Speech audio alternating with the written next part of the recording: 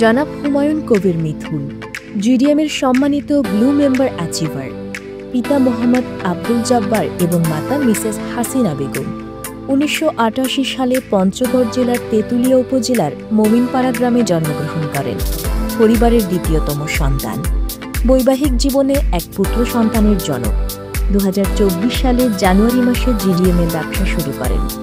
GDM থেকে স্বপ্ন নিজেকে প্রতিষ্ঠিত করা, বাবা মাকে হজে নিয়ে যাওয়া এবং নিজেও হজ করা এবং পৃথিবী ভ্রমণ করা, একটি কমপ্লেক্স তৈরি করা, পৃথিবীর সবচেয়ে দামি গাড়ি ব্যবহার করা এবং ব্যক্তিগত জেট কেনা, সামাজিক স্বপ্ন এবং ভবিষ্যৎ পরিকল্পনা, নিজস্ব অর্থায়নে একটি সংগঠন তৈরি করা, সেই সংগঠনের মাধ্যমে সারা দেশের গরিব দুঃখীদের মাঝে অন্ন এবং শীতবস্ত্র বিতরণ করা, বেকারত্ব দূরীকরণে উদ্যোগ নেওয়া, মসজিদ মাদ্রাসা প্রতিষ্ঠা করে ইসলাম প্রচারে নিজেকে উৎসর্গ করা।